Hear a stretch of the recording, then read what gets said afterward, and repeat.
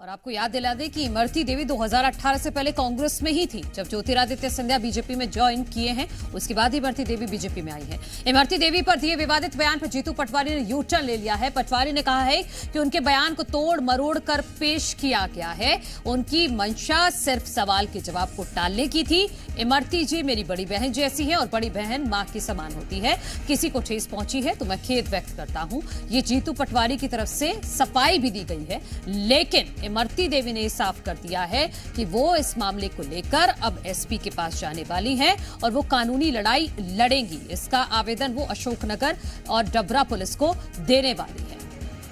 कल मैं ग्वालियर था, वहां पर एक ऑडियो को लेकर मेरे से पत्रकारों ने सवाल किया, जिसमें मेरी केवल भावना उस सवाल को टालने की थी।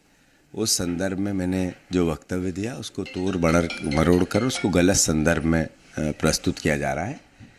मैं इमरती देवी जी का जहाँ तक सवाल है, बड़ी बहन है मेरी, और चूँकि बड़ी बहन माँ जैसी होती है, तो मैं इतना ही कहूँगा कि मेरा संदर्भ सिर्फ इतना था कि सवाल कैसे टले, और उसके अलावा इंटेंशन कुछ नहीं था। फिर भी अगर किसी प्रकार की कोई ऐसी भावना ठेस पहुँची हो किसी की भी, तो मैं खेद व्यक्त करता हूँ, माफ़ी चाहता हूँ।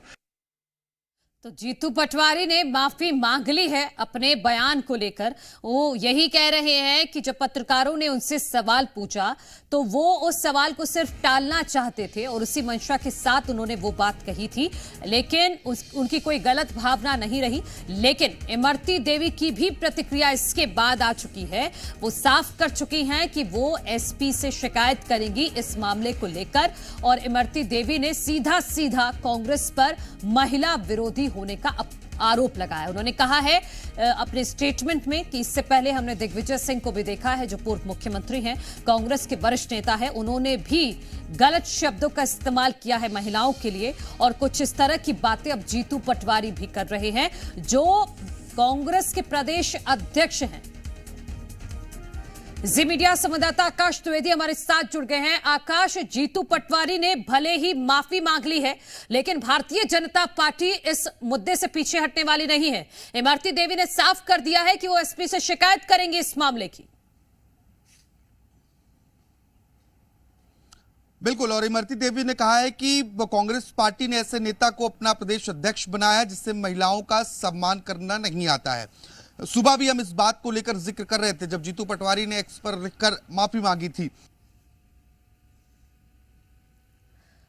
तो पटवारी पर अब इमरती देवी ने पलटवार किया है और इमरती देवी ने यह साफ कर दिया है कि वो इस मामले की शिकायत एसपी से करेंगी, और उसके साथ साथ उन्होंने जीतू पटवारी के नेतृत्व पर भी सवाल खड़े कर दिए हैं।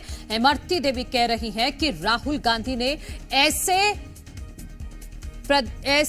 व्यक्ति को प्रदेश अध्यक्ष बनाया है जो महिलाओं का सम्मान नहीं करता है। आकाश, आपको आवाज आ रही है तो आप अपनी बात पूरी कीजिएगा। बिल्कुल, देखिए, मैं जिस बात का जिक्र सुबह कर रहा था कि जीतू पटवारी ने जरूर माफी मांगकर डैमेज कंट्रोल करने की कोशिश की, लेकिन संभवतः वो डैमेज कंट्रोल होता दिखाई नहीं दे रहा है, क्योंकि पटवारी ये कह रहे हैं कि उनके बयान को तोड़ मरोड़ कर पेश किया गया, लेकिन उस बयान को सुनने के बाद लगता ऐसा नहीं कि उसे तोड़ मरोड़ कर पेश किया गया है।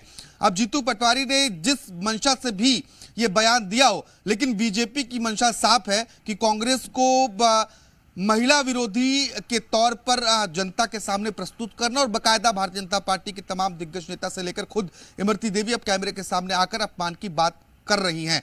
और चुनावी साल में यह बयान कांग्रेस पार्टी का सिरदर्द बन सकता है, और निश्चित तौर पर बीजेपी इसे मुद्दा बनाने की कोशिश कर रही है।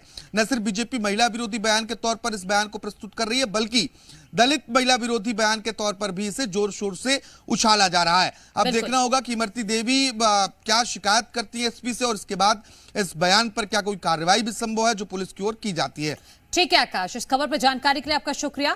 आप बने रहिएगा हमारे साथ। तो तीसरे चरण के चुनाव से पहले चाहे छत्तीसगढ़ हो चाहे मध्य प्रदेश हो, भारतीय जनता पार्टी की तरफ से महिलाओं के सम्मान का मुद्दा जोर शोर से उठाया जा रहा है।